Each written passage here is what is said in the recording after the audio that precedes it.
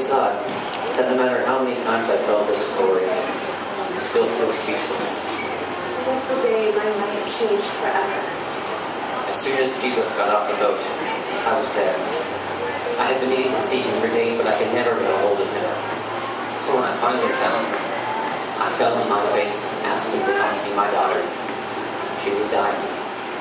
He agreed to come with me, so we immediately set off for my home. When I had heard that Jesus was in town, I knew this was my one chance to become clean. I had been sick for 12 years, and not a doctor or physician could cure me. I was proclaimed unclean, and I couldn't be with those I loved or knew. They said Jesus could perform miracles, and I needed one. The crowds were awful. They were pushed on either side of me, of Jesus and his disciples. I just wanted to get home to my daughter. I understand why they were anxious to see him. I myself was anxious to have him. But why wouldn't they move? My daughter was dying in bed. She needed him. I needed him. I could tell the crowds were rowdy and everyone was distracted. I thought, this is the time. I'd be hidden amongst the people and no one would notice me. So I made up my mind to find Jesus. Even if I could only touch his garment, I knew I would be healed. My house was only a few minutes away. It wasn't far. If only people could quiet down and move, my daughter could be made well. I was right behind Christ. People were pushing all around. I couldn't touch him, and I didn't want anyone to recognize me. So in one final push, I lunged to the ground. The fringe of his robe just barely touched my hand, and I knew immediately I was healed. I was better. And then Jesus stopped. He looked around him and asked who had touched him.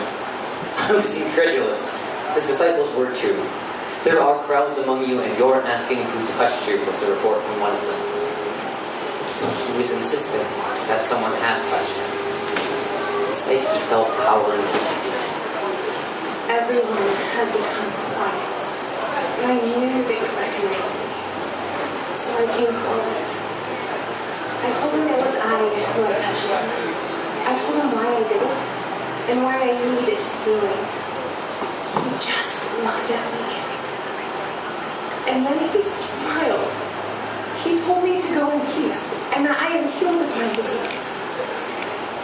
It was all well and good. I thought I recognized this young woman. It was in the quiet of awe and excitement of everyone witnessing this healing that one of my servants tapped my shoulder. He told me not to bother the teacher anymore. My daughter had died. So I turned to Jesus and told him to go on his way. I no longer needed him. I heard Jesus tell the man not to fear, only believe. And he took a few men with him and entered the house. When we came into the house, Jesus asked why there was commotion and weeping. He told us not to worry. She was only sleeping. Then he went over to where my daughter lay, and he picked up her hand. And he said, "Little girl, I say to you, arise." And she got up. She was better. Jesus told us to give her some food, and not to tell anyone about this for a short time. Who is this teacher that he can heal? How can he speak with such authority? Why did he die when he could give life to the lifeless? How can he forgive sins I've committed and bear them himself? What can I give to him who gave it all? I didn't realize it at the time, but that was only the start of my story. Of how the chosen one came to us, to take our guilt and shame and put it to death on the cross. He is the life and the resurrection, the one who rose again and conquered death. So come to him, all who are weary and tired. All you who are sick and dying, find rest and life in him.